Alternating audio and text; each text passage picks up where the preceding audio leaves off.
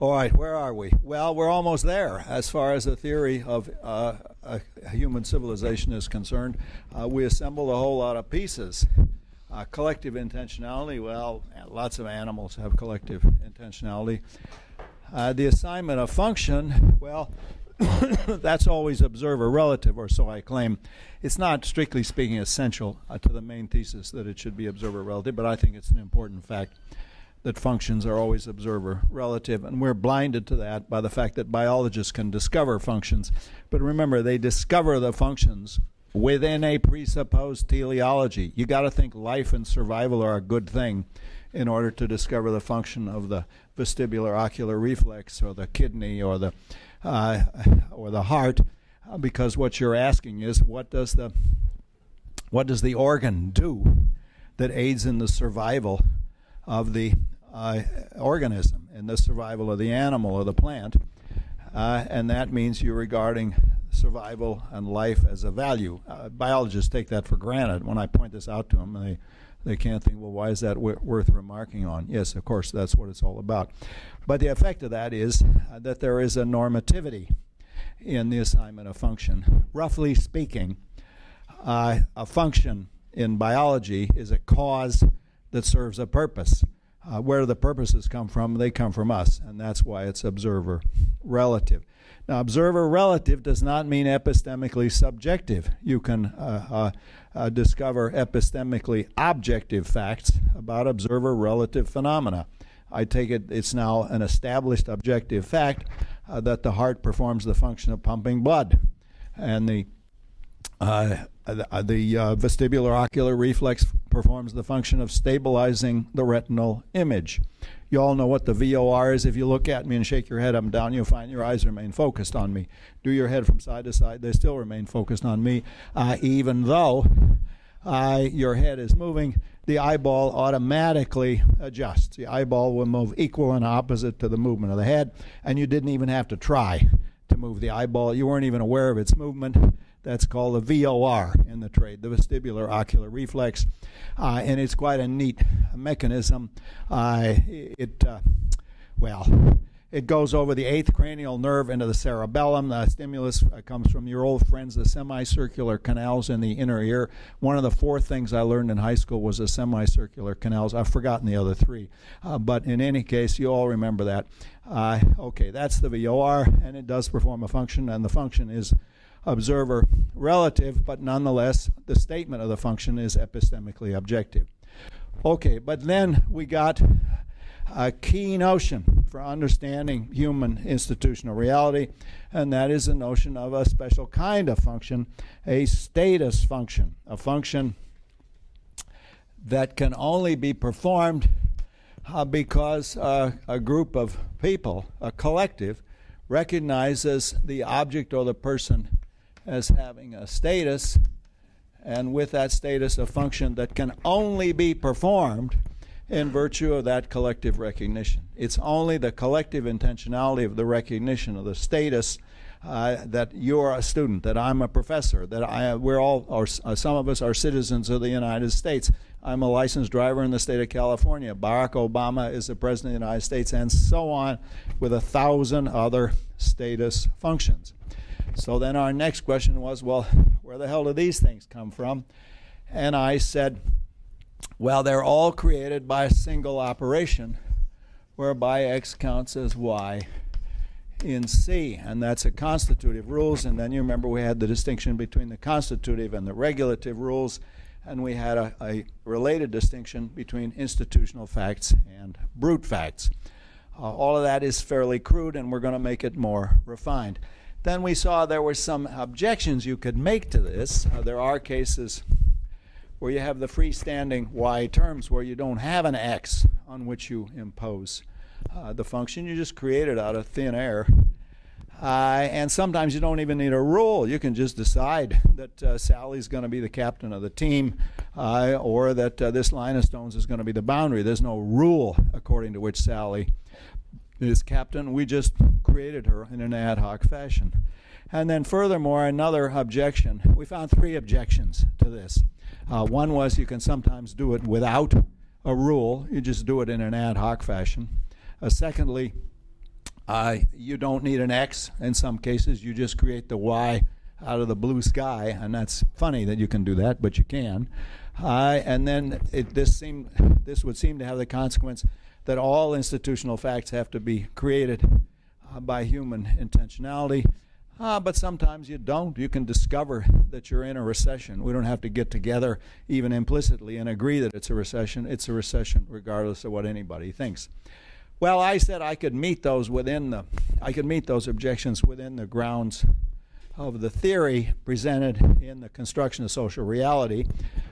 In the case of the ad hoc status functions, like the making Sally captain of the softball team, or making the line of stones into a boundary, we are doing X counts as Y. It's just we're doing it without an established rule. And in fact, a rule might evolve. As, for example, in many European societies, the rule did evolve that when the king dies, the new king is the oldest son of the dead king. And this is a case where they start off with a practice and then it evolves into a constitutive rule. The person who is the oldest son of the dead king becomes the new king. And then for the cases where there's a freestanding Y term, where you don't have an object, which is the money, or an object, which is the corporation, well, that's not so troublesome either, because the idea, what we're anxious to get is there's a reality that underlies, so to speak, the fantasy of the institution. There has to be, everything has to bottom out in brute facts. Something has to be money. Something has to be the private property. Somebody has to be the president. And the answer there was to say, well, what money and corporations bottom out is in actual people who are the president of the corporation, or the possessor of the money, or the stockholders, or the treasurer and other members of the board of directors of the corporation. And then in the case of these discovered institutional facts, like the fact of a recession, we're now in or I guess I'm not sure we're still in a recession by definition, but we were for a while. In those cases, what they are is not ground floor institutional facts, but systematic fallouts of institutional fact. The institutional fact is people are buying and selling and being employed and increasing the gross domestic product. But sometimes there will be consequences of all this buying and selling, and one of the consequences is you get a decline in the GDP, in the gross domestic product, and when you get that for 2 quarters, that counts as a recession. Okay, so even that doesn't look like it's so troublesome. However, reflecting on all this leads me to ask, where the hell does this come from anyway? What is it? Why is it this way? Why does it have to be that way? Did the ancient Romans have to do it that way? How about the ancient Greeks and the Swahilis? Do they all have to use that? And that led me to think, well, we better, since this has an important philosophical consequence, institutional reality only exists insofar as it's represented as existing, because the counting as marks a form of representation. He's only president because we count him as president. This stuff is money only because we count it as money. I'm a professor only because people count me as a professor, and so on. But you have to ask, well, what kind of a representation is that? And that leads us back to where I think we have to start anyway, and that is the nature of language. You cannot understand human civilization without seeing the constitutive role of language in both the creation and the maintenance. You don't just create these things, but you got to keep them going, the creation and the maintenance of institutional reality. And so to do that, we then had to go back and ask, well, how do beasts like us get a language, and what do they get when they get a language? And I said on Tuesday that they get a certain limited number of things that they can do with language, and I listed 4 of these types of things. There are the assertives, where, remember, all of these things have this structure, and this is already built into the mind, where you have a content presented with a certain force, what Austin called illocutionary force, the force of a statement, a question, a command, an order, thanks, congratulation, apologies, warning, threats. All of those are Fs, and then there are the contents inside. How many types of F are there? There are exactly 5 and only 5 types. The first is assertives, and the defining point of the assertive is that it commits the speaker to the truth of the proposition. It's a presentation of the proposition as representing how things are in the world. So, and I use this a little gate symbol. A symbol here was invented by Gottlob Frege. It's called the assertion sign. And the assertions always have this direction of fit. They're always downhill. Assertions are always trying to tell you how things are in the world, and they're always expressions of belief, and anything can be asserted. Certain types of assertions, like predictions, have to be about the future, but the illocutionary point as such doesn't place any constraints. I'm going fast through this because it's a repetition of what I said, but we'll stop for questions in a minute. The second class are called directives. And directives have, by definition, the point of attempting to get the hearer to do something. Most famous examples of directives are orders, commands, and requests, but there are also lots of other kinds of directives like suggestions and begging and pleading. All of those are directives as well. We use the shriek mark. The directives have the uphill or word-to-word direction of fit because the aim of the directive is to get the hearer to change his or her behavior to match the content of the directive. And the sincerity condition, the expressed psychological state, is always desire. When you give an order, you express a desire that the hearer should do what you order them to do. And the propositional content is always that H does A, and in fact that has to be a future voluntary act A. I can tell you, try to be more like Dwight D. Eisenhower, but I can't tell you resemble Dwight D. Eisenhower. I mean, because not something you can do voluntarily. Or try to have prevented the assassination of Julius Caesar. You can't do it because it happened in the past. So it has to be a future voluntary action. Now there's another class called commissives, and that term I just borrow from Austin. And I'll use a C because I can't think of a nice symbol for the commissive. The philosopher's favorite commissive is promising. Philosophers just love promising. And it has this uphill direction of fit. The aim of the promise is to get the speaker to do something in the future, and it does that by obligating or committing the speaker to doing it.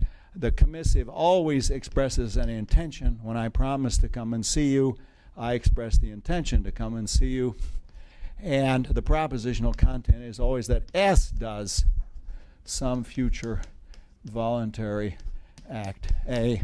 So I can promise to come and see you next Wednesday, but I can't promise to come and see you last Wednesday. It's too late for me to promise that. All right, and then the final one we got to on Tuesday were the class where the whole point of the speech act is just to express the intentional state, the sincerity condition. And a not very exciting name, I call those just expressives. And that includes apologizing, thanking, congratulating, condoling, any of these speech acts where the whole point is to express an intentional state. And in fact, we used to have a mood in English for expressing desire, the optative mood, and we don't do that much anymore. Very few people say, would that it rained more in Berkeley in September. You don't hear people say that much. But they do use a curious use of the conditional. They say, if only it rained more. And you want to say, yeah, then what? What's the conditional? Well, it's not really a conditional. That's an expression of a wish. Anyway, all of these, the expressive, I use the E. Typically, the propositional content is presupposed in case of thanking, congratulating, and apologizing. Now, when you express a belief or a desire, the church congregation who recites the Nicene Creed, I believe in God the Father Almighty, maker of heaven and earth, and it is only, well, I won't report, you all know it by heart anyway, having had to learn it in Sunday school as I did. And the point is, the aim of that is not autobiographical. You're not telling people about your history. You're expressing a belief. So this can be, I use a PRP to say that in general the truth is presupposed, but there are exceptions. But then any state can be an expressive. The ones that have names, like apologizing, thanking, congratulating, condoling, are typically emotions of some kind. You're sorry. When I apologize for stepping on your face, I'm sorry that I stepped on your face. If I thank you for giving me the money, I'm grateful or glad that you gave me the money, and so on. Now, these have some restrictions on propositional content. The restrictions are that usually it has to be that the speaker or the hearer has some property. It needn't be an action. I can congratulate you on the fact that you're in good health, or the fact that you just inherited a lot of money. It needn't be something you did or even something you're responsible for, but it's got to be something to do with you. I cannot, as I said last time, congratulate you on the fact that 625 has a square root of 25. The reason I mentioned that example was that you all remember Ramachandran, the great Indian mathematician. Ramachandran was told by his father, remember my son. Oh, I won't try to imitate his father's accent. He had a Bombay accent, and I speak Delhi. A Mumbai, as we call it now. Anyway, Ramachandran's father said, always remember, my son, you come from a good family. You have had a good upbringing, and the square root of 625 is 25. Now, why he added that, I don't know, but they were mathematicians, and that has always puzzled me. That's an object for your researches. Find out why Ramachandran cared so much. Ramachandran's father cared about 625. Okay, so now here comes an interesting thing, and this is going to be our main topic of discussion today, and that is there's a class of speech acts where you change reality by representing it as changed. And I call those declarations. And I try to make it sound different from the others because it is kind of special. But in the literature, they're not typically called declaratives, but I don't mind that. I mean, declarative is also, as you know, the name of what the English call the indicative mood. In America, we call it the declarative mood, but it's the same thing as the indicative mood. But anyway, those are declarations. The defining point of the declaration is that it changes reality by representing it as changed. So the most famous declarations are Austin's performatives, where you create a marriage by saying, the preacher says, I hereby pronounce you husband and wife, or under the authority granted me by the state of California, I hereby pronounce you husband and wife. Or you declare war. We hereby declare war.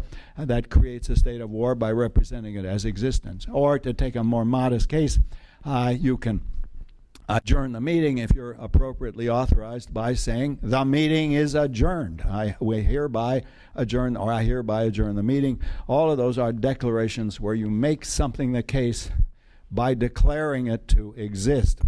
Now, the peculiarity of the declaration is it has both directions of fit at once. It makes something the case by representing it as being the case.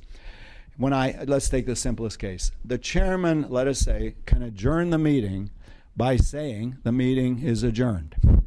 All right, now what happens in that case? The chairman changes reality to match the content of the Speech Act. That is, he makes it the case that the meeting is adjourned when it wasn't adjourned before. But he does that by just uttering this sentence, the meeting is adjourned. That is to say, he represents the meeting as being adjourned, and by so representing it, he makes it the case that it is adjourned. How the hell can that go on? It looks like it's kind of word magic, whereby you make something the case just by saying it is the case. Well, one way you can do it is if you have supernatural powers. When God says, let there be light, he does not mean that as a directive. It doesn't mean, Sam over there, turn on the lights. That's not what it means. It's not a commissive. It doesn't mean, I'll make light for you guys when I get around to it, so just be patient. Leave me alone and let me make light. That's not what it means. Let there be light makes it the case that there is light by declaration. It is a declaration. Why do we use this form, let there? Well, it's a kind of optative. In French, I think it's qui soit la lumière, and in German it's wird der Licht. And those of you who know other languages can tell me how the Bible translates God's utterance in a language that you're familiar with. But in any case, it creates a reality by declaring it to exist.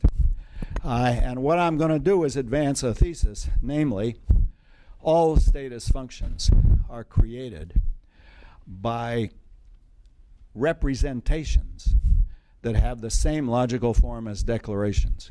We could put it more crudely by saying all institutional reality is created by declarations, but that's a bit oversimplified because sometimes it's not explicitly in the form of a declaration. Sometimes it's quite implicit, but it has the same logical form. It has this double direction of fit.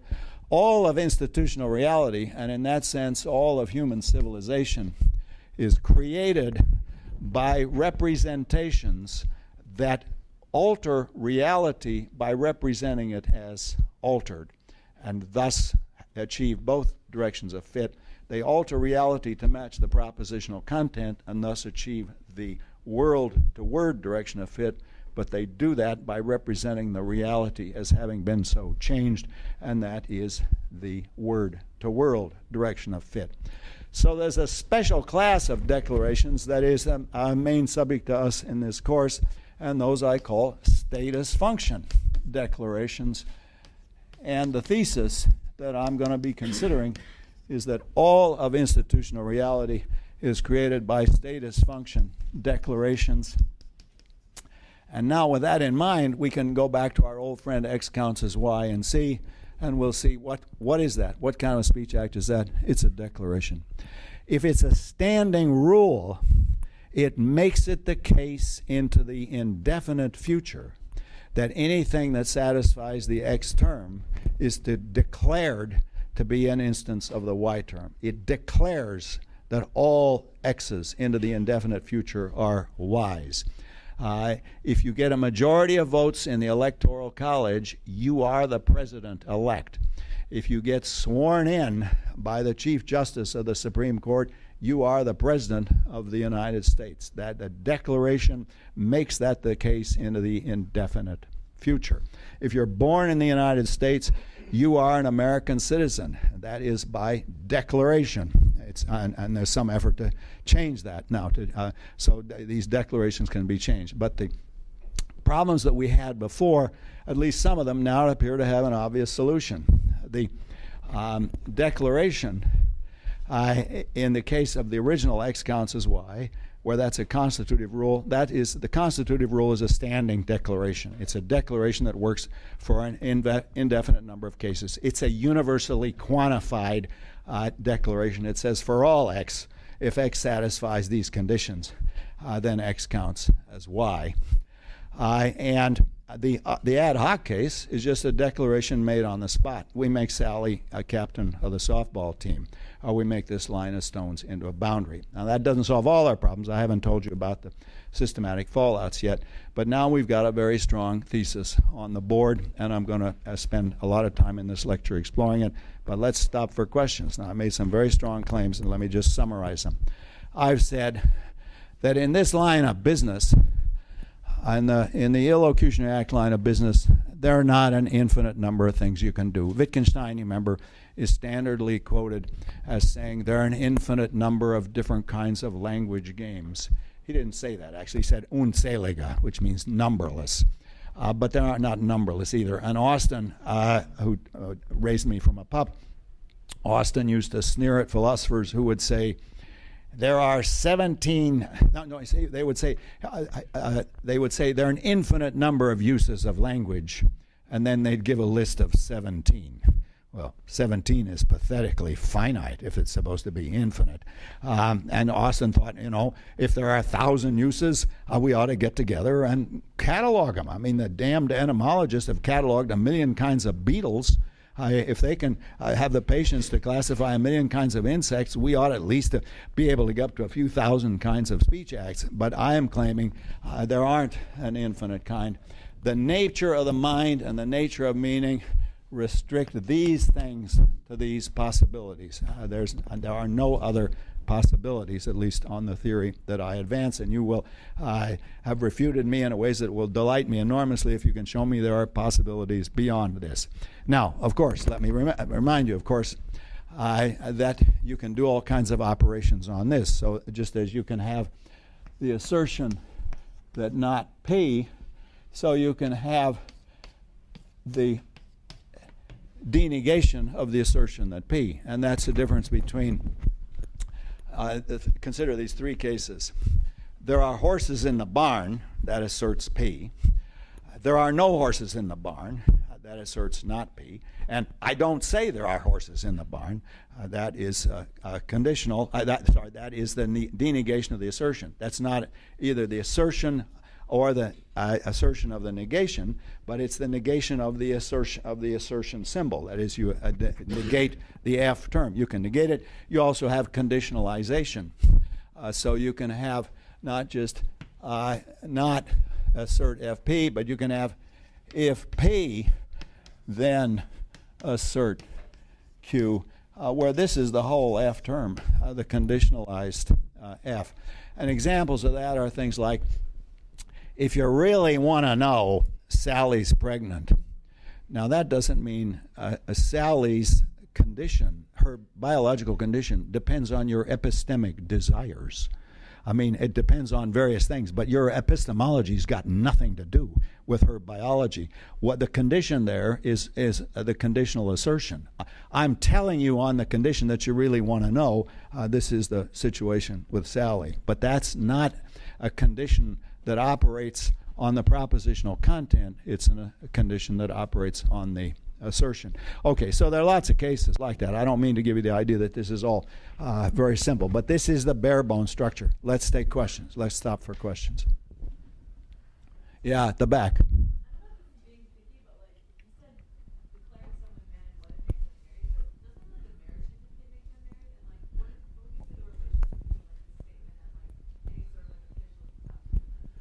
The document is what does the job. This is a field for research, and I urge you to go research it. When I've lectured on this subject in Italy, and I say marriage is a stated function created by a speech act, people tell me politely afterwards, please don't use that example in Italy, because most Italians know perfectly well marriages are made in heaven by God. Okay, I'm not arguing with him or her, as the case might be. The point, however, is that whatever else marriage is, it's a status function. Now, maybe you want to distinguish between honest to John marriages created in heaven by God and the kind that interests me, and they're made on earth by representations of various kinds. What fact about me makes me a licensed driver? Well, I've got my driver's license. Now, there have to be various other things. I have to qualify for that license by passing the driving test and doing all these other things, and all of those are conditions on the existence of the status function. But being a licensed driver in the state of California is a status function. Remember, it is a status that gives you a power or a function that you could not perform without the recognition of the status. And the physics is never enough for a status function. Now, sometimes the physics is regarded as a necessary condition. So you're supposed to be able to drive a car before you can become a licensed driver. But all the same, the fact that you may be a great driver doesn't qualify you as a legal driver. You've got to pass the driving test and be in possession of a license. However, do some research and find out what exactly is the definition of marriage in the state of California. Let it be worth pursuing, because I think after the Marvin case, marriage doesn't mean anything like what it used to mean. Does everybody remember the Marvin case? It's an interesting case. There was a second-rate movie actor. Well, I don't want to pass judgment on his thespianic abilities. Okay, call him a third-rate movie actor named Lee Marvin. And Lee Marvin lived with a girl for a large number of years, telling her all the time, well, we don't want to get married. Marriage would ruin our relationship. We have this lovely relationship, and I've already had 3 divorces, and I can tell you marriage is the worst thing that can happen if you're actually in love with somebody.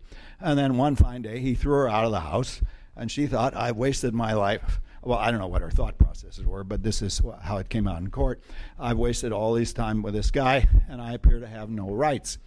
And the court ruled that she did have all kinds of rights, almost the same rights that she would have had if they had been married, just by the fact that they lived together all this time. So various lawyers have said to me that this, in fact, makes the fact of a legally recognized marriage much less important than it used to be. Worth studying, and I urge you to get on to Google and track it down. Yes?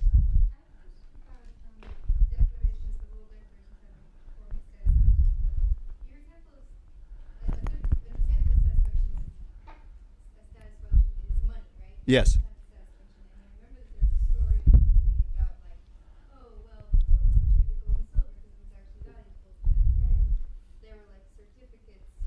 Yes. Okay, let me go through it. Money is a very good case for deciding this. In the standard economics textbooks, they say there are 3 kinds of money. There is commodity money, where a commodity functions as barter. There may be even a kind of standard whereby certain units of the commodity will have such and such a value, and people will trade in the commodity even though they have no use for the commodity themselves.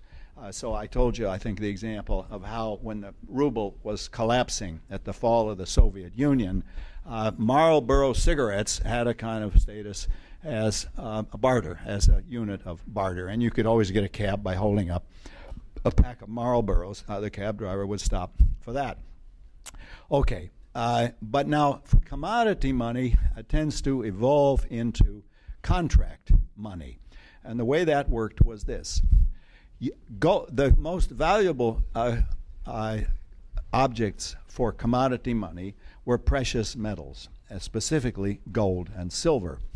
Now, it's hard for us to remember, but silver was almost as valuable as gold. Now, gold is much more valuable, but there was a period when silver was valued almost as highly as gold. It's true that the authorities would manufacture gold and silver coins, but the theory was that the amount of value in the coin was exactly equal to the amount of value in the gold and silver. So a $20 gold piece actually weighed as much as $20 was supposed to be valued. The Treasury would pay you. Treasury valued a gold at $35 an ounce, so a $20 gold piece had the corresponding fraction of an ounce in the actual weight. Sometimes the authorities would cheat. Sometimes the Romans would issue a silver coin that didn't actually have as much value. Well, there wasn't as much silver as the coin was valued at. But we're still at commodity money now. This is still not a status function. The gold and silver have a function that is assigned to them, the function of value, but the function is assigned solely on the basis of the physics, on the basis of the fact that this is really gold or really silver. All right, now then, in the Middle Ages, an interesting thing happened. It's not very convenient to carry around gold and silver. So a bunch of guys sitting on benches, these are called in German banks, would sit on their bank, and they would take your gold and silver and give you a certificate. Now we then move commodity money to what the textbooks call promissory money. So the 3 stages of money are commodity money, promissory money, and fiat money. Now we're working up to that. So we got the gold and silver as commodities, and the commodity functions as a unit of value because people assign value to the commodity. They assign a function to the commodity where the function is purely in virtue of the physics, and so on with other kinds of money such as wheat or corn or apples or whatever it might be. Now then, as I said, the bankers sitting on the benches would make it easier for you because it's dangerous and inconvenient to carry all your gold and silver in your pocket. So they gave you bits of paper, and the bits of paper said, we will promise to pay the bearer of this piece of paper on demand $20 in silver, and that is called a promissory money because it's a promise to pay in a commodity where the actual unit that's exchanged back and forth is a speech act. It's a standing promise. What you've got there is a promise. Now, an interesting thing happened, and that is some genius discovered you can increase the amount of money in the economy by issuing more bits of paper than you actually have gold in the bank. And as long as not everybody rushes to the bank and insists on their gold, it works just fine. These bits of paper, as they say, are as good as gold. And indeed, that's what the bits of paper were like in the early days of the United States. The Treasury promised to pay the bearer in demand in gold or silver. But then somebody discovered not only can you issue bits of paper that exceed the amount of gold or silver that you have in the Treasury, but you can issue bits of paper where you have nothing promised by the bits of paper, and that's where we are now. That is called fiat money. And where the government just says by fiat that this is money.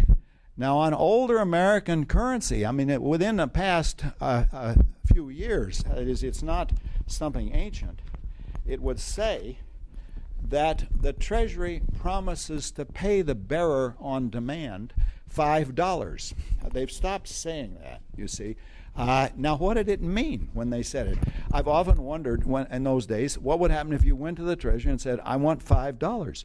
They'd give you another $5 bill. But that's a residue. This is a survivor of when a promissory money was a promise to pay you. The only thing is, the only money there is now is fiat money. They've stopped saying that. It doesn't say that. It says other things that are interesting to us, like the one I've given you, which is a status function declaration. I'll come back to that in a few minutes. On British currency, it still says that.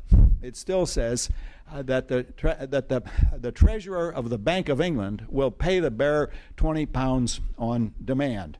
And again, if you went there, in fact, the guy who signed these things, fortunately he's no longer there, was my old economics tutor from Oxford. He wasn't all that great as an economics tutor, and I can't imagine that he increased the value of the currency. But in any case, it did say that he would pay you £20. What would he give you? Give you another £20 note, because that's all the money there is. So what has happened is we moved from this, which is not a status function, this, which is a status function, but the status function is the speech act. It's a speech act of promising. It's not the actual a piece of paper, which is supposed to be the money. The piece of paper is a promise to pay you in the actual commodity, but the piece of paper can then function as money because it bears this promise. And now we have this, which is a straight status function. This is the fiat money is a straight status function. The piece of paper is money because people say it's money. And as the passage that I quoted you, and I want to quote it again because it's my favorite, is where they say, this note is legal tender for all debts, public and private. I reassure myself whenever I have any doubts. And of course, the absurdity of that is that it sounds like they're reporting a fact. And they're not. It's a declaration. They're saying by declaration in law, this is now legal tender. And if you owe somebody $5, he has to accept this. Okay, talk some more. But I want you to see this. The question you've asked is a crucial question, and I want you to see the answer. Yes. Yes. Okay, often the declaration just evolves. It need not be an explicit speech act. You have a tribe, and the tribe has got a sort of a big boss guy. Nobody elected him, but he just gets to be kind of recognized as the boss in such a way that nobody makes a decision without consulting with Bill.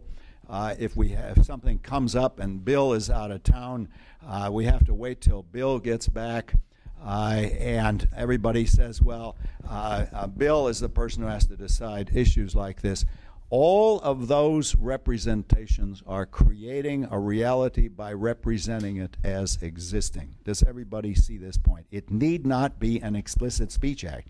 It could be that everybody got together and said, let's vote for president of the tribe. Well, I nominate Bill, and then they have an election. That would be, the election then is a status function declaration.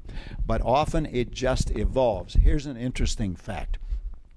It's too bad you're too young to remember this, but there was a period in the life of this community when there was something called communes, and this was supposed to enable young people to escape from the horrors of having to live in these oppressive communities like Berkeley, California. So they all went off in the woods and lived in a commune. Now it's interesting, somebody did a study, which they all died in the end, but which of them survived longer than which others? The ones that survived longest all had one thing in common, and that was a dominant male, a single boss who was ruled over the commune. Now, why is this interesting? Well, one is that the absence of authority was one of the guiding ideological principles of the commune movement, that there wasn't going to be anybody who was the boss. But it's as if somehow they had reverted to a hunter-gatherer form of existence, where the alpha male, the boss man male, the toughest guy, the most authoritative guy, could prevail over everybody else. Now, what I'm suggesting is they need not have ever got around and said, let's make Bill the alpha male. No, it just, these things gradually evolve, and you can see it in an informal way in social groups, that certain people will acquire certain sorts of authority and certain sorts of responsibilities. So when I say, now here's the thesis, all of institutional reality is created by a certain type of representation. It has the logical form of a declaration, but it need not be an explicit declaration, and it always has the same content. It always creates a status function. So I'm saying all of institutional reality is created by status function declarations, or to put it more carefully, all of institutional reality is created by representations that have the linguistic form of a status function declaration. I'm going to give one more example, and then I'll take more questions. I want you to become aware of how informal this can be. We're in a bar, and I go to get drinks for everybody. I know Sally likes Guinness, so I bring her this glass of tar. I know Betty is a victim of television ads, so she likes something called Light, L-I-T-E, Light, which is an undrinkable, horrible drink, but it's all right. I get it. And then I get myself a really elegant glass of whatever is the most expensive German draft beer they have. Okay, so I take these 3 glasses of beer back to the table, and I push the tar in the direction of Sally, and I say, this is yours. I push the Light in the direction of Betty, and I say, this is yours, and I grab the 3rd one and say, this is mine. I am not reporting pre-existing facts. I am creating facts. I have created status functions. It does not appear to be a very heavy metaphysical task, but I have created a system of rights and responsibilities. So, for example, if Sally starts drinking Betty's beer, she has violated Betty's rights. Betty now has rights to that stuff that Sally doesn't have, and vice versa for the other case. So I want you to see that the status function declaration need not be in the form of an explicit declarative speech act. It can be very informal. Indeed, just pushing the beer in the direction of the various people, that's a speech act. That represents something as being the case. Okay, you're on. I just wanted to make wall that Mm-hmm. used to do its job by being giant and then erodes Yeah, to take right. on a status function. So it looks like status functions will all have this X counts as Y logical form. Yes. They need not, in fact, be inherently linguistic. Yeah. That seems like a further step at which point you start generating institutional facts. Yeah. But it depends on what we mean by a linguistic. If I might as well go the next step, and that is this. Institutional facts without exception are status functions. But status functions without exception create deontic powers. So the test of the status function is there a deontic power? Are there rights, duties, obligations, requirements, authorizations, and permissions? So let's go through the case with a wall. The wall starts out with a physical power, the physical power to prevent people from climbing over it. It's hard to climb over it, and if you really try to climb over it, the people who live there can put a stop to you because they'll see you climbing over it. It gradually decays with a point where it's no longer able to perform that function in virtue of its physical structure, but a deontology evolves. People just recognize that that is not something you are allowed to cross unless the members of the tribe authorize you to cross it. They can't go out, and other people can't come in unless authorized. Now, that imposition of the status function, I am saying, has a logical form. The form is that of a declaration, that the status function only exists insofar as it is represented as existing. That's true of all status functions. The physics is never enough. There must be a representation, and the representation has a certain speech act form. It is the form of the double direction of fit, where you make something the case by representing it as being the case. But that need not be an explicit speech act. It just may be people don't allow you to cross, and they say things like, you can't do that, but the form there of the you can't do it is supposed to derive from the status function. However, in recognizing it in that way, you create, and now I haven't got to this point, but I'm going to get to it, you maintain the status functions by continued representations. Okay, I saw other hands up. This is a crucial point. Yes, Rhiannon. Well, that's not completely related to this before, but when you're talking about having a driver's license, right? Yeah. You go and you take a test. Yeah. And the person says, all right, you passed. You're a licensed driver, and then Yeah. you have a status of being a licensed driver, and your driver's license then counts as it's a status indicator. It counts as proof that you're a licensed. Yes. But then this status indicator kind of evolves to becoming a status function itself, in that it constitutes you a licensed driver almost. And it kind of seems Yeah. like this is what happens with money too, where this promissory note is backed by money, backed by gold in the bank, and it's an Yeah. indicator, a piece of proof. But then this indicator becomes Yes. the All right, thing let's that- go through this. These are both very good points. Let's take this. In the case of the promissory thing is an indication that the bank has the money in the form of gold and silver, that they have the commodity money, but it's also a speech act because it promises. And indeed, typically, the promissory note carries the word promise. The Bank of Albany, California promises to pay the bearer on demand $5 in silver, $5 in gold. So it is a speech act, but because it's a speech act, it's exchangeable, it's fungible. You can trade it for commodities because other people know that it's a promise backed by the gold and silver. And then you reach a point where it becomes fiat money, where it isn't backed by anything. It works strictly because people believe it, they accept it. And now then we've reached the point where most of the money has no physical reality at all. It's just representations. Why? How can that possibly work? Well, the answer is if you've got X counts as Y, for things like money, you don't need an actual X. All you need is a system of counting whereby you can assign a numerical value to each person, how much you have in your account, and you can alter that in favor of somebody else at will. In other words, you can transfer $20 from your account to somebody else's account when you buy something with a debit card. The debit card is this case in the extreme where no physical reality is necessary.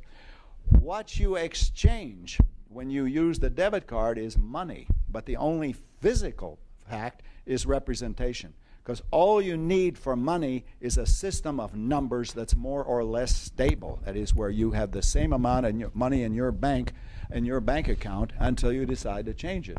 It's very hard for us to see what's going on because we think, well, somewhere the bank must have a drawer that's got my money in it, right? No, they don't. All they have is a big computer, and a magnetic trace on the computer records how much you have in your account. I used to have a Swiss bank account, and I used to think, well, it's nice when I'm in Basel, I can visit my money. It's in a bank account in Basel. Well, of course, I knew even then that's a joke.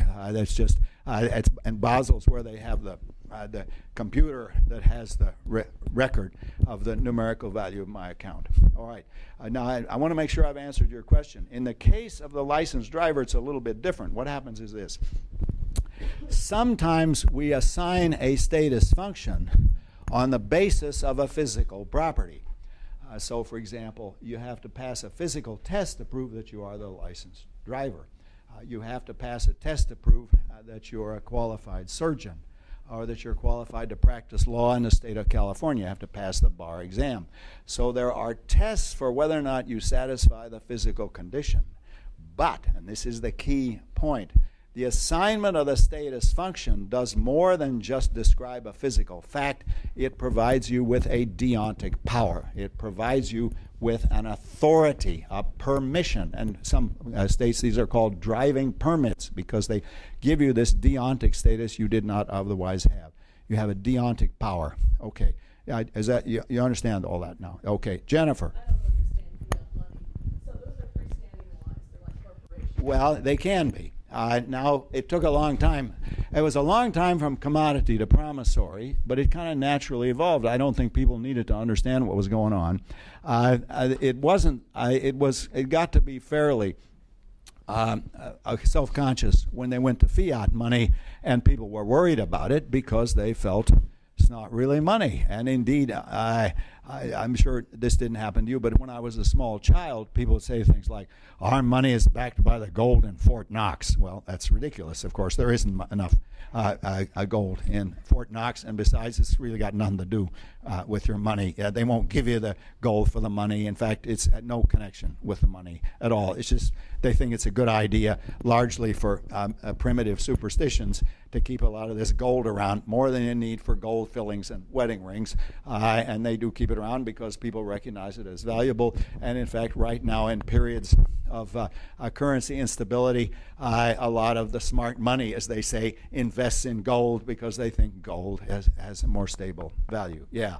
Yeah, but so if it's like a corporation, we can do Yeah. we can make as many corporations as we want. Why doesn't Obama just make a lot of fiat money Yeah. to do the trillion? Well. Look, I just want to get rid of the debt. The Federal Reserve recently bought a bunch of houses, and the way they did that is the guy in charge typed in, we have $1 trillion in our bank account, and it was thus created. So we could just be debt-free right now. Well, you want to be careful because it becomes rather dangerous. This happened in Germany. What happened? Now, I mean, let's review our present situation.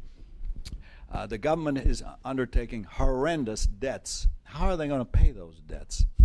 Well, I think the answer is obvious, the way they've always done it in the past.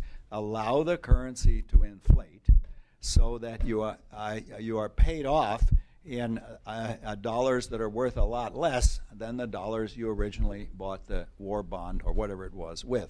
So I think you can reasonably assume that there's going to be a continuous, we hope, gradual inflation. Part of the problem with economists is they don't think inflation's a problem. They think that's perfectly natural. As Samuelson once wrote, inflation is simply a reasonable punishment for having idle money, for not rushing out and spending your money like a good consumer ought to. If you have idle money, you get punished. Each year, your money is worth less. However, this is not a lecture on the economics of monetary policy, but maybe we should devote some time to this. I'll call up my friends in the econ department. Yes? Why is it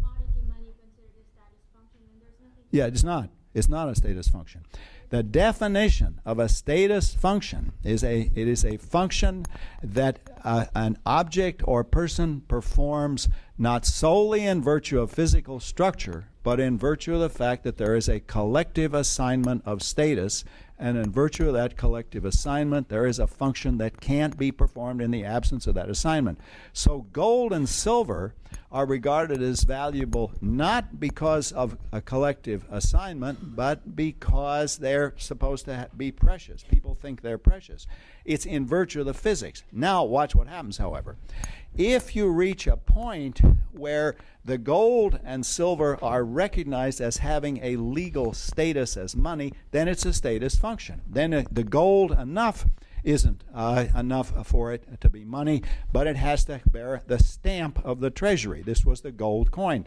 So somebody might say, well, I won't accept this pile of gold you owe me as the payment for what you owe me because you owe me $20. But if he brought you a $20 gold coin, then that is a status function. That's money. So you can move gradually from commodity money, or suddenly from commodity money, which is not a status function. It's just barter. You're trading one thing for something else, and it will become a status function if and only if there's the assignment of a deontic power. You now have the authority to buy something with this that you did not otherwise have. Now, I haven't studied the history of this, but you can check the history. I looked up in the textbooks, and they did say there are these three kinds. There's commodity money, promissory money, or this. By the way, the term they tend to use, I prefer promissory, but the term they tend to use in the textbooks is contract money, and I'll fix that. That the idea is that the contract money is a kind of contract on the part of some bank or some authority to give you the commodity on the presentation of the money. So your question is more complicated than you realize. Barter by itself is not a status function. Something that is regarded as valuable is traded for something else that is also regarded as valuable. But it can become a status function if it acquires a deontology, if it acquires the status of legally valid money, because the deontic power, well, I haven't told you how deontic powers work. We'll get to that. Okay. Other questions? Everybody to be up with this. Yes? You said that objects have statuses? Yes. They're assigned a status. They're assigned a status, and yet they are status functions? No. Strictly speaking, the object possesses a status function. Yeah, but now it's a bit tricky in the case of money because there needn't be an object. I mean, it's purely abstract. Most of the money in the world today has no physical existence at all. There isn't enough paper currency to go around. Most of it is, the only physical existence it has is magnetic traces on computer disks in banks, but you can't spend the magnetic trace. You can't buy anything with a magnetic trace. What you do is you alter the number that was assigned to the magnetic trace. So I suppose you pay somebody $100 with your debit card. Then you lower your number by 100, and you raise their number by 100. But for money, all you need is numbers. You need a way to count and some stable way whereby the number that's attached to you, the numeral that you own, is somehow the same unless you decide to change it, or unless the government comes and takes some of it in the form of taxes or something like that. And then you can spend it by changing your number and assigning somebody else a number. It's an amazing fact. How the hell does it work? It works by power. All status functions carry power, positive or negative, and I haven't told you about that yet. We're working there. But I made a very strong claim, two strong claims. All of human institutional reality, and in that sense, all of human civilization, is created by a single logico-linguistic operation that is applied over and over and over. It is a status function declaration. If we put that more cautiously, we have to say it is created and maintained in its existence by representations that have the logical form of a status function declaration, but they needn't even be explicit speech acts. You can just represent something as being the case. In my case, when I'm in the bar with Sally and Betty, I imagine saying, this is Sally's and this is Betty's, but you don't even have to say anything. You just push the Guinness in the direction of Sally, and the Bud Light, or whatever it was, in the direction of Betty, and that's a speech act. Pushing the beer in somebody's direction is a speech act. It assigns a status function. Do you see that? So as philosophers, I want you to see through the surface of things to see the underlying logical structure. And the underlying logical structure is the assignment of status functions. Yes? Just for clarification, how would you describe the psychological state that corresponds to the declaration? Yeah, this is a tricky one. Now let me go through this. Each of these things has a sincerity, a condition, and it is the state that has to be expressed in the performance. So when you make an assertive, you express a belief, and the definition of a lie is it is a case where you make an assertive that you don't believe. If you commit yourself to believing something that you don't in fact believe. And the case of an insincere promise is a case where you commit yourself to doing something you don't intend to do, and so on through the other cases. Apologies, thanks, and congratulations all have a sincerity condition. In the case of the apology, if you apologize, then you're expressing sorrow or regret for something that you are responsible for. In the case of thanking somebody, you're expressing gratitude. Now, all of these set sincerity conditions. You can thank somebody insincerely if you're not, in fact, grateful. You can apologize by expressing sorrow if you're not, in fact, sorry, and that's an insincere apology. When I was a kid in Oxford, the word sorry was such a common form of expression. It was almost pronounced as one syllable. It was just a polite noise that people made in social situations. You bump into somebody on the street and you say sorry. And I got to the United States and I was standing in line at the Bank of America and I stepped on some woman's foot or something like that and I made this Oxford noise, sorry. And she said, "You're not sorry at all." Well, of course, who said I was, for God's sake? I just said sorry, which was a conventional form of apology. It's a polite thing to say. I don't frankly give a damn about your toe. I didn't repeat all of these theoretical points, but it occurred to me that she was assuming that I was expressing, that I was doing a full-scale expressive apology when I was not. Okay, when I first wrote this stuff, I thought there is no sincerity condition on declarations. How can you declare war insincerely, right? Either do it or you don't. Well, I didn't see how you could adjourn the meeting insincerely. I mean, you just adjourn it or you don't. So the sincerity condition doesn't much matter in the case of declarations. On the other hand, it does seem to me there are sincerity conditions, and it's pretty messy. You have to want to do the thing you're doing.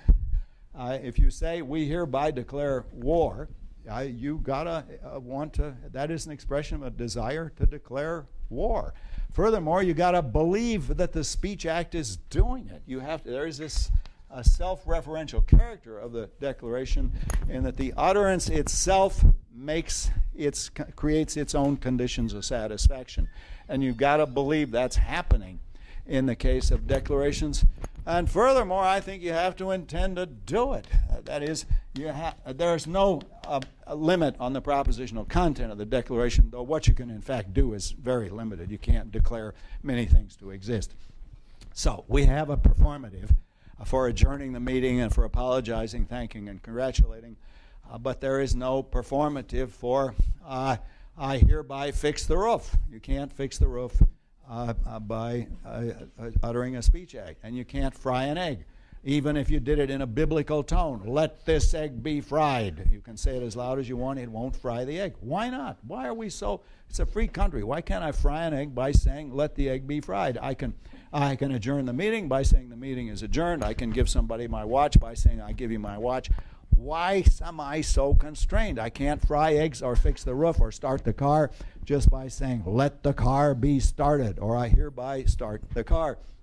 Now, I gave a lecture on this as my faculty research lecturer, and a famous physicist, one of the best living physicists, said he was going to go home and rig up a transducer whereby when he went to the garage and said, I hereby start the car would start. Thus, he would refute my theory of performatives and declarations. Not so. Why not? Because the semantic content played no functional role. He could have had the transducer start the car when somebody said glug, glug, glug. I mean, it is purely incidental. In the case of the actual Speech Act, the semantic content, the meanings of the words uttered, the intentionality behind the utterance is essential to the performance. Okay, so there are these restrictions on what you can declare to be the case.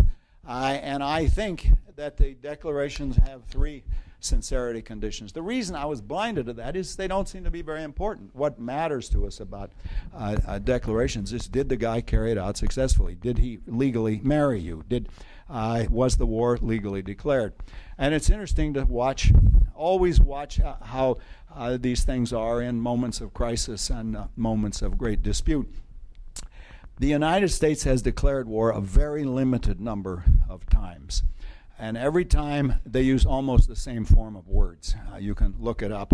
And I assume what happens is they send the secretary back to the files and find out, how the hell did we declare war against the Japanese? And at that time they did. How did we declare war against the Germans in 1917, and so on? So they copy out pretty much the same form. But not any form will do. You have to have an appropriate form.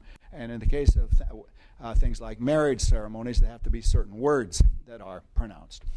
Okay, but the short answer, and I'm uncomfortable with this, is it seems to me you have a rather messy psychology for declarations. You got to believe you're doing it, you got to want to do it, and you got to intend to do it.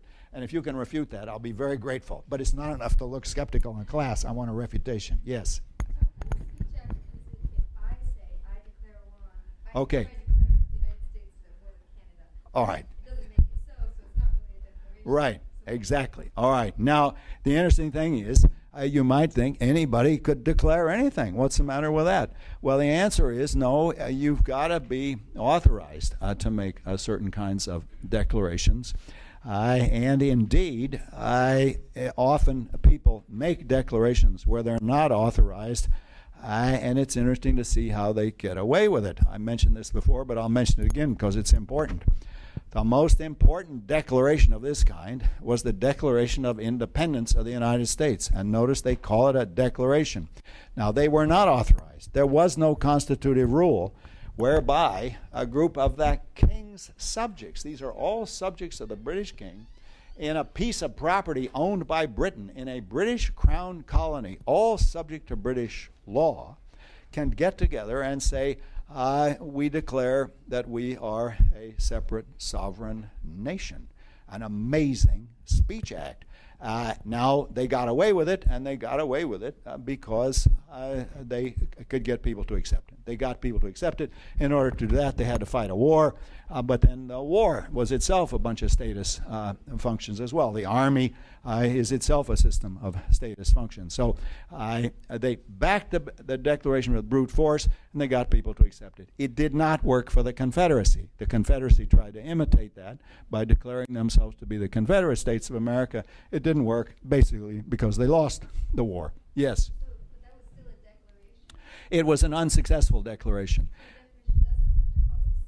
Well, if it succeeds, yeah. If a declaration succeeds, it has to create the reality that it represents.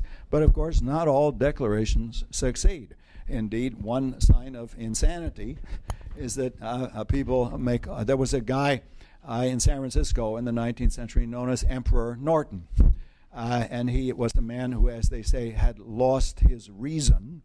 And he thought he had become Emperor Norton. And he went around making declarations, and people were kind, but they realized he's crazy, is a technical term. But the people in Philadelphia were not regarded as crazy. The term for them was treason. However, they succeeded, and they succeeded in, and that's why we're all here. They succeeded in creating the United States. So do you see this? Just uttering the words isn't going to do it. You have to get people to accept it. And the mark of the institutional fact is collective acceptance or recognition. You've got to get enough people to go along with it. Otherwise, it doesn't take effect. It doesn't work. Yes? I mean, one maybe a more satisfying answer for you would be something like, well, it has the form of a declaration. Yeah. But really, we should take it as, expressive of some kind. But you couldn't say any more than that it has the form of a declaration. I mean, if we all got together in this class and decided we wanted to form a corporation, we're going to do the Philosophy 138 Corporation, we could do it under the California law. Unfortunately, it costs money, and this is why we won't do it, among other reasons. It's a nuisance to do it. But if we were willing to pony up, I don't know what it costs now to file articles of incorporation, but it's more than a few dollars, I'm sure. But if we wanted to create a corporation of the Philosophy 138 Incorporated, we could legally do it. And the way for creating a corporation, I'm sorry I didn't bring the text, but you all have it. I love it because it's as if I had written it. It says, a corporation in the state of California can be created by filing articles of incorporation. That's a speech act. That's a declaration that declares that there is now a corporation where there was not a corporation before. And then in a wonderful passage that shivers down my spine, it says, the corporation will last in perpetuity. We can't create light by saying, let there be light, but who cares about light? We can create Philosophy 138 Incorporated, which will last forever, unless it is otherwise dissolved or terminated according to this statute or some other statutes in the state of California. So all you got to have is enough people to get together and agree to the existence of a status function, and then you get other people to accept it, and if it continues, then you've got the system of a deontology going. Okay, now you might say, well, again, what's the big deal? Okay. So you've got these institutional facts. They are all status functions, and they're created by status function declarations. And the status function declaration can come in one of three forms. Either X counts as Y and C as a constitutive rule that's applied to a new case, or X counts as Y in C on an ad hoc basis. We just decide to count Sally as the captain of the softball team, even though there's no constitutive rule. Or you don't even need an X term. You just say, let the corporation exist. You make it the case by declaration that there exists a corporation or that there exists money, even though there was no entity on which it is imposed. All right, now what's the point of doing that? The answer is it creates an enormous amount of power. The power in society, the power of corporations and nation states and clubs and city governments and marriages and private property and money, all of those are about power. But since there's no physical power involved, what kind of power is it? And I here introduce a crucial notion in this whole analysis, and that's the notion of deontic power. The deontic powers are initially identified by the various names that they have. Obligations, rights, duties, responsibilities, authorizations, and permissions are all cases of deontic power. And the deontic here, as you know, comes from the Greek word for duty. So the deontic characterization is the most general characterization of these types of power. All institutional facts create positive and negative and other sorts of deontic powers. The most obvious deontic powers are where you have an authority that you did not otherwise have. So in this class, I have the authority to make assignments and to give grades, but I have also responsibilities and obligations. Responsibilities and obligations are negative deontic powers. So the President of the United States has the positive deontic power that he can veto legislation. He has the negative deontic power that he's under an obligation to give a State of the Union message, and he has every year, and he has various other sorts of obligations. So, and also there are conditional powers. If you've got, the count on you as a batter is 2 balls and 1 strike, then you have positive and negative conditional powers. 2 more balls, and you have the positive power. You can advance to first. 2 more strikes, and you are out. Does everybody see this? So the powers can be conditional. If I get one strike, that so far doesn't make me do anything. But I'm on the way, right? 2 more and I'm out. And if I get 1 ball, 3 more and I get to advance to first. So the powers in question can be positive, negative, conditional, etc. That is, you can go through various operations, but they're all cases of power. Now the answer is, well, what kind of power is this deontic power? And how does it function anyway in human life? And the answer is it locks into human rationality, because if you recognize the status function, you recognize the deontic power, and that gives you desire-independent reasons for action. For example, it gets to be almost 2 o'clock on Thursday. It's a nice day out. I have all kinds of things I'd like to be doing. But guess what? I find myself here. Why? Because I'm under an obligation. I have to give this lecture, so I'm going to show up. You can count on it. You might say, yeah, but the university will fire you if you don't show up. You'd be surprised what you can get away with.